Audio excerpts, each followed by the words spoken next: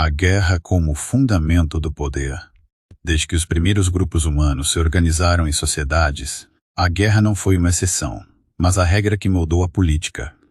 Enquanto filósofos iluministas sonhavam com contratos sociais e soberanos racionais, a realidade era forjada em campos de batalha, conquistada por espadas e mantida por lanças. 4 pensadores, Ibn Khaldun, Thomas Hobbes, Karl von Clausewitz e Pierre Clastres, oferecem perspectivas complementares sobre o Estado a militar, onde a violência organizada não é um meio, mas a própria essência do poder. Ibn Khaldun, no século XIV, observou os ciclos dinásticos que governavam o mundo islâmico. Para ele, a asabia, a coesão social e a solidariedade tribal era a força motriz por trás da ascensão e queda dos impérios. Tribos nômades, unidas pela necessidade de sobrevivência no deserto, conquistavam cidades prósperas, mas militarmente fracas. Com o tempo, a riqueza e o conforto corrompiam essa solidariedade e uma nova onda de conquistadores emergia para repetir o ciclo. Khaldun viu a história como um movimento perpétuo, onde a virtude guerreira se perdia no luxo e a decadência abria espaço para novos conquistadores. Sua lição é clara: o poder nascido da espada morre pela espada. Thomas Hobbes, no século XVII, partiu de uma premissa radical. Sem um poder soberano, a humanidade vive em um estado de natureza. Uma guerra de todos contra todos, onde a vida é solitária, pobre, sórdida, embrutecida e curta. Para escapar desse caos, os homens criam o Leviatã, um soberano absoluto que impõe ordem através do medo.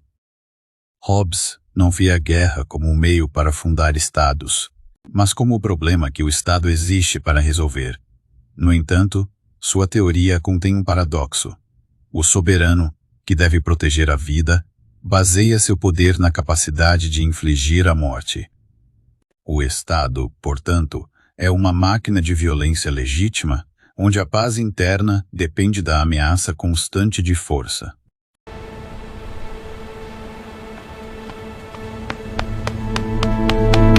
Karl von Clausewitz, no século XIX, inverteu a relação entre guerra e política. Para ele, a guerra não é um fim em si mesma, mas a continuação da política por outros meios. A violência organizada não existe em um vácuo.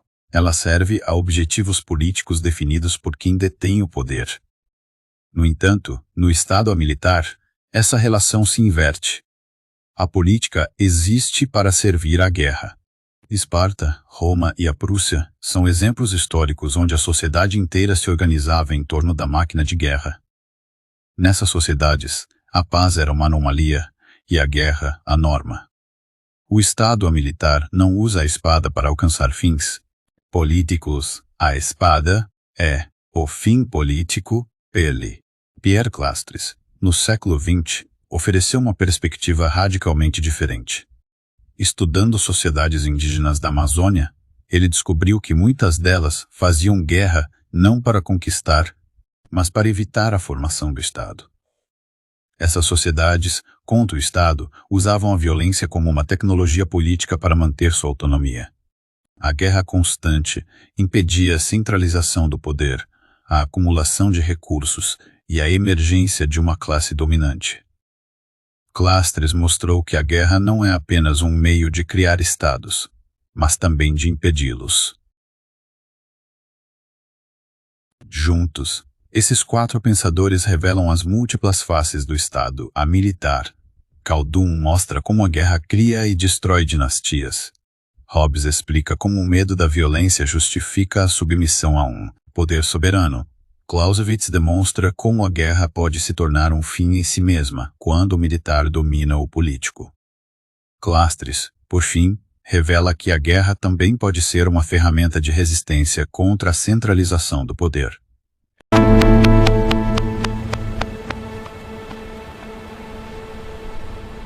A lição final é perturbadora. A guerra não é um desvio da política, mas seu fundamento, pura.